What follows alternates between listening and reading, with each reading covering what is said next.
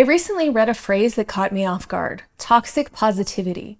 I'd never heard this before, and it sounded contradictory to me. How can positivity be toxic?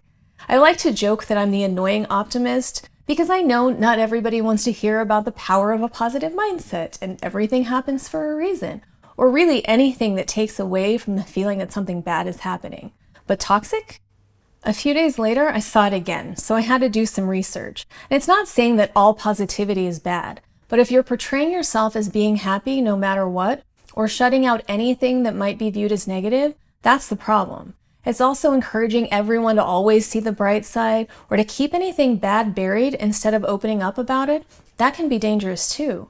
Sometimes that kind of insincere positivity can lead to unintended harm, misunderstanding, or worse. Thinking about it in that context, I can understand why the word toxic might apply.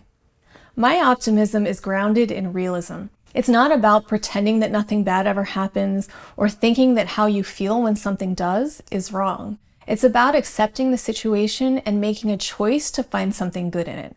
That's not always easy. You can't necessarily see it right away. It takes some active effort. But just like with anything, with practice, it can become habit to search for the good instead of focusing on the bad.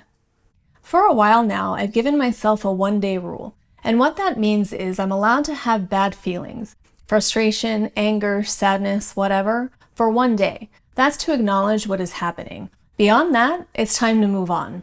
Dwelling doesn't do anything but leave you feeling stuck. But I think that one day is important to internally examine what's going on. Because sometimes when you're honest with yourself about what's happening, it's easier to find the answers you need within.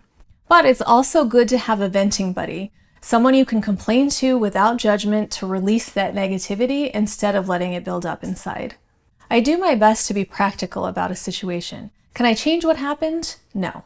Can I do something differently in the future to make sure it doesn't happen again? Probably. Can I control everything that happens in the world? Of course not.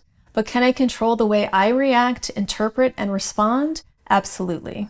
It's not a science. You can't always help how you feel. And to complicate things even further, we are complex creatures who are capable of feeling a lot of different things at once. You can be annoyed and grateful at the same time. You can be frustrated with where you are, yet excited about what the future holds at the same time. This is why I don't like the question, "How are you?" For a literal person like me, the answer is too involved. I'm not big on small talk, and when people ask that, they're not looking for a detailed response. Have you noticed how many people will ask that question and don't even wait for an answer before they move on to talking about the thing they want to talk about? Let's just bypass that whole thing. It's more about being conscious of what's going on inside and actively making that shift so positivity becomes the habit and negativity the exception instead of the other way around. And it does take some effort. One good trick I've heard is to apply the improv technique of yes and. In improv, that means accepting what one person says and expanding upon it. Because if you shut them down with a no, you're not leaving them anywhere to go.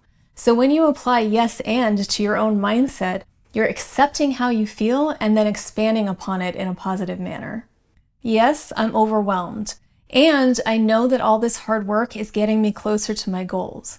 Yes, I'm worried I don't have enough clients right now. And I'm doing such great work for the ones I do have, I know it will lead to more. Yes, I'm nervous about starting my business. And I believe in myself and know I'm going to be successful. Focus on the solutions instead of the problems. It doesn't make the problems go away, but it makes it easier to move forward. What does all this talk about feelings have to do with business? Didn't I say that rule number 1 in business communication is to keep emotion out of it? I did, and I stand by that. But you are human and you have feelings, so it's about channeling those feelings towards success. When you have a positive, solution-oriented way of thinking, you can work through obstacles more effectively, and that is crucial in business. Mindset is a huge part of my business coaching, and it's a less obvious part. People might come to me because they need help setting up a bookkeeping system, and I can help them with that, but it'll only get them so far, especially if they hate bookkeeping. It's more about helping them understand why they want to know it, how it benefits them, and ideally turning it into something they can get excited about. Okay, so they're probably not going to get excited about the bookkeeping itself, but if they understand where the money is coming from, where the money is going, and what it all means for them, they can get behind that. Or if we're working on time management, it's easy for me to give some productivity tips and solutions that have worked for me. But until they understand why they're not getting things done, it's not as helpful.